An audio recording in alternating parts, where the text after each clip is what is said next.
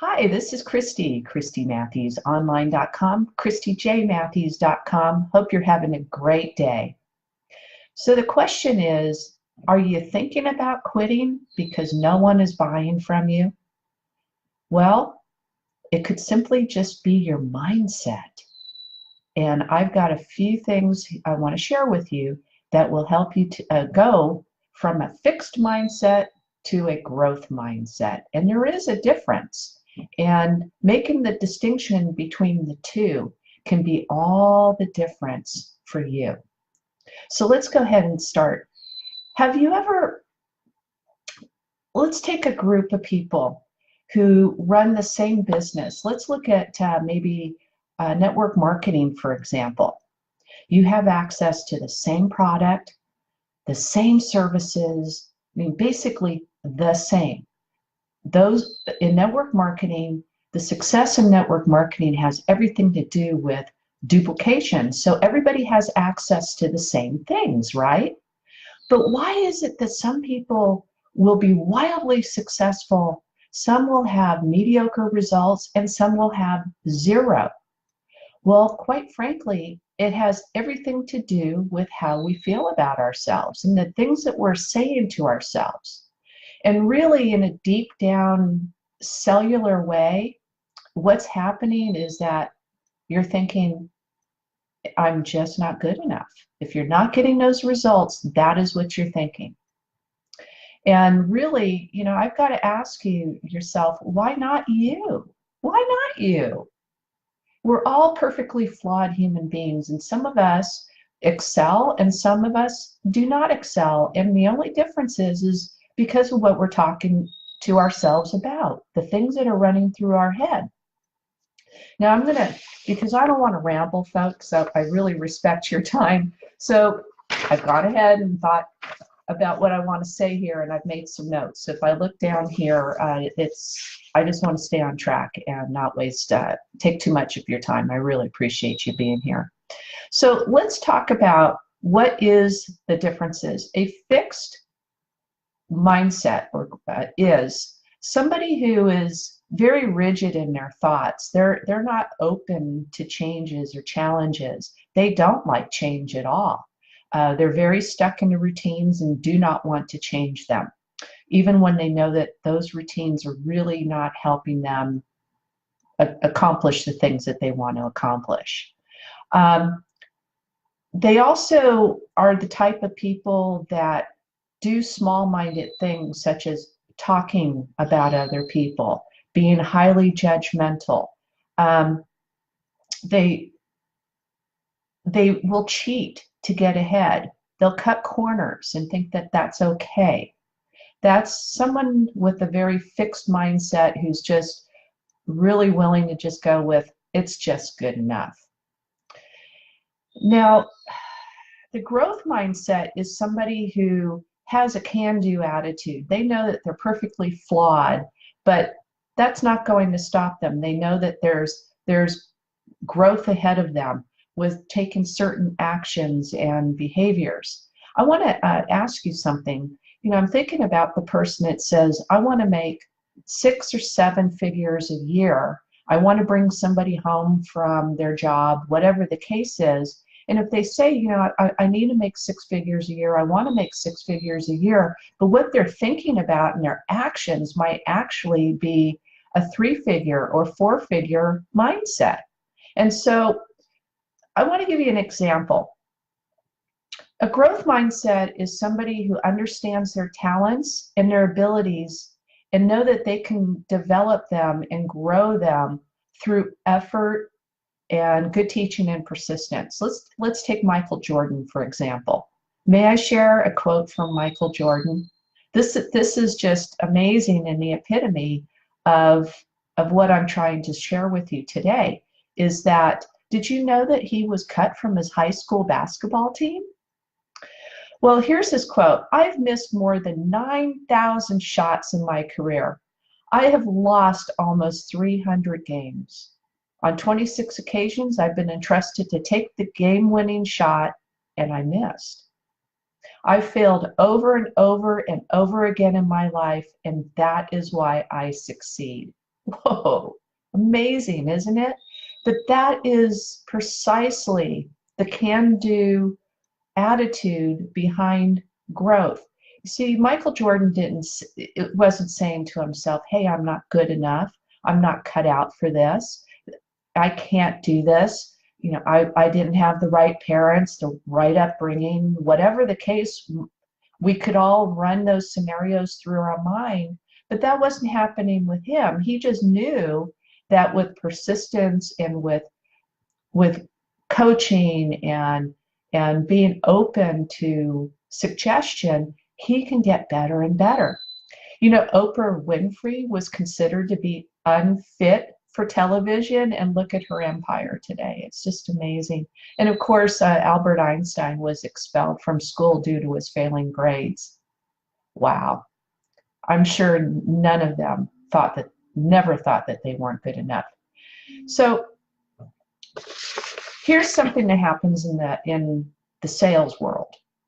You're out to present your product or service, and before you even go in, it's like you're telepathically communicating. They're not going to like my service. They're going to hate it. Oh, why am I even doing this? They're just going to tell me no again. And you go in there, and guess what? That's exactly what happens. You get a no. They hate your product or service. And it's because you broadcasted it with your thoughts and with your actions, your body language, everything that works into that scenario. However, if you can walk into a scenario and say, they're going to love my service. They're going to love what I have to offer here today. And even if they say no at that point in time, it is not a rejection of you or the product or the service. In fact, they may tell you, I really love what you have here. In fact, this may not be a good time for me, or I have too much of this other supply that I need to use up first, but I'm going to be looking to you. You really impressed me today. I learned an example a long time ago when I got into my real estate business, is that when people were telling me no, it's just not that they weren't rejecting me. They just didn't need my product or service at the time. So never give up. Never give up. Because somewhere down the road, especially when somebody gives you good feedback, and you know that if you're in a product or service industry that most people need, maybe, I don't know, a kind of a weird example, toilet paper, for example. Maybe they just don't need some right now, but down the road they will, right? So think about that. It is as simplistic as that, but it's also complicated too, because we're dealing with inner emotions and anchors that we've attached to experiences or lack of experiences we've had in our life, and we've created judgments, and those things are that's what's guiding us through our life. So I want you to think about what I've just said and stop overgeneralizing these things. Step back and look at the bigger picture and ask yourself, are these realistic thoughts? Think about all the things that you've accomplished in your life thus far. I mean, you made it out of infancy, right? You got into a point to where you were able to start walking, and then you got through school and all sorts of things. Regardless of how difficult it was, you did it, right? Okay. So I would just want to give you a few questions to ask yourself that might help take you out of a fixed mindset into a growth mindset. Because if you feel like you're quitting and you think that you're not good enough, I'm here to tell you that the change is within you. It definitely is. And if you really want the end result, the goal that you started off this whole journey with, and you're quitting now because you feel like you're just not cut out for it, these 7 questions may just help guide you to doing the things that you need to do so that you can go from that fixed mindset to the growth mindset. Because growth mindset is definitely, you're going to be a much happier person, and your checkbook is going to be looking a lot better too. So let me give you the questions.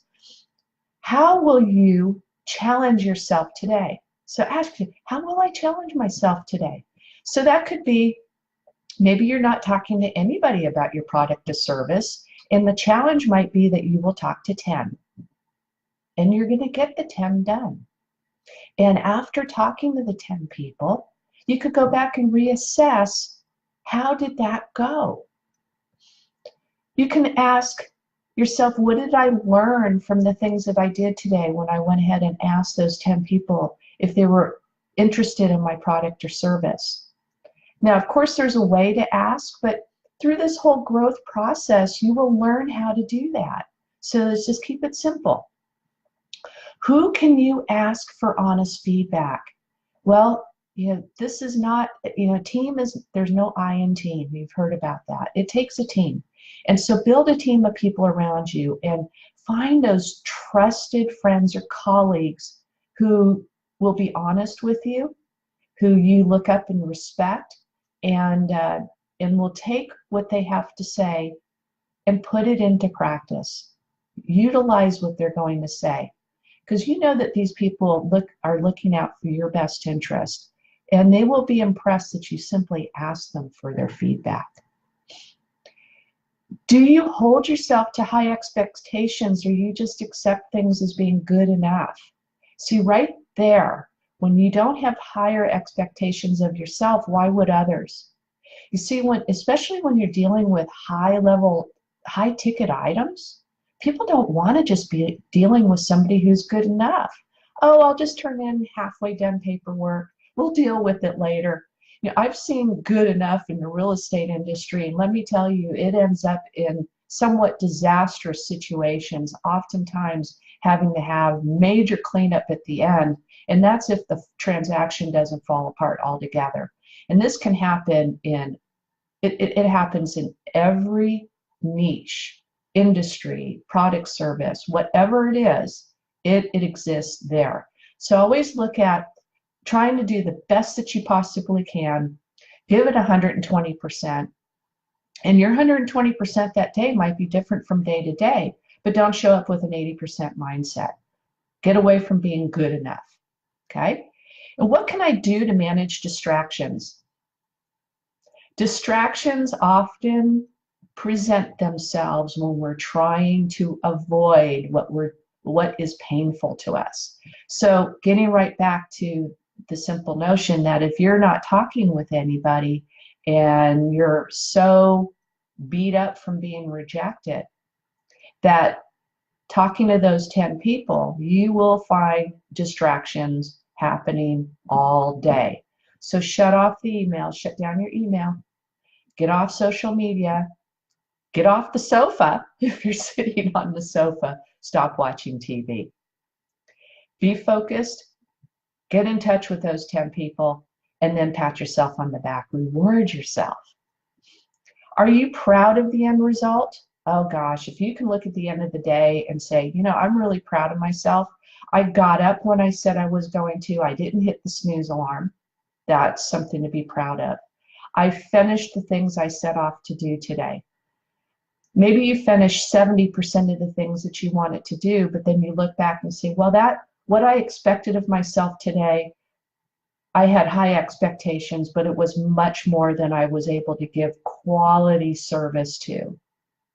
So you may have to scale back some of the things that you want to get done in a day so that you can be the best that you can at doing those things. So sometimes, in fact, oftentimes we just put too many things on our necessary to do priority list, which really aren't priorities for the day. And lastly, what's the next challenge to tackle? And this is more or less a growth philosophy, so that once you set off new routines and you start looking at, are you proud of your accomplishments for the day? This one question will then start allowing you to look at the next thing, because as you develop new habits and change your mindset, these new habits are going to get easier and easier. You're not going to have to think about them. Talking to 10 people is going to be very easy. Maybe if it took you all day to talk to 10 people, eventually talking to 10 people might only take you an hour.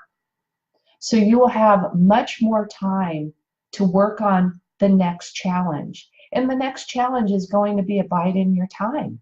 But eventually you'll accomplish that challenge and your time window will get much less and less. And so you will always be working towards improving yourself.